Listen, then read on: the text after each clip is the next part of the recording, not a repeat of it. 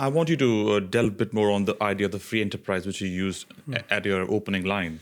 The idea of free enterprise, how it is explained in the context of when you have government regulations around it, when you have associations of people who are workers coming together and then controlling and having to negotiate things. So in those and open markets. And then not very strong tariffs on many things. So how do you see free enterprise performing or playing a role? But before that, if you can explain what it is. So a free enterprise arises from what Adam Smith called the human propensity to truck, barter and exchange.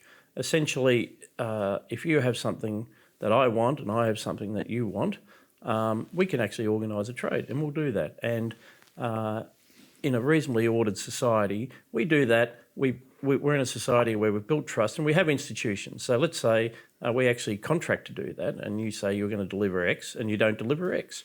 Well, then we need the state to enforce contracts. We need the rule of law. We need impartial court systems.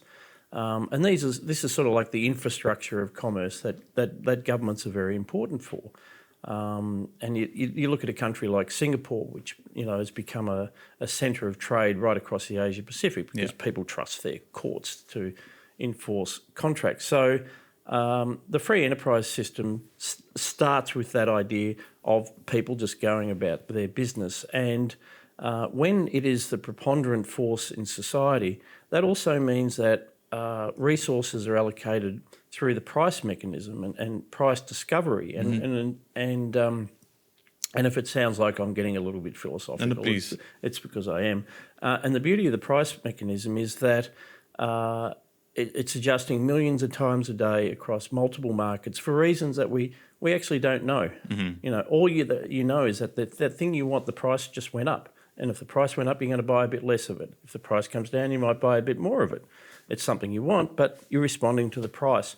And governments, on the other hand, like to feel that they can pull the levers on things. Paul Keating famously talked about pulling the levers of the economy. And this really is the hubris, the planner's fallacy, that you can pull the levers of the economy, that you can make plans for its future directions, that you can direct investment to where governments think it is most needed.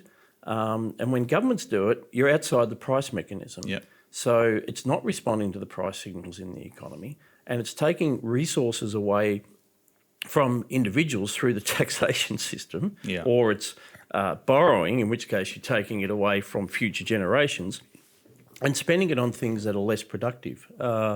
And I cringe every time I hear our federal government talking about how they're investing in this and investing in that. And what they mean is they're spending money. They're spending taxpayers' money on things. And if you look at something like renewable energy, wind and solar projects, they are inefficient providers of energy. So it is an investment in terms of the amount of money that's spent on them, but it's actually making the economy less productive. Yeah. So whereas the free enterprise system would allow the actual market signals to bring forward the most efficient investment options. So. Okay.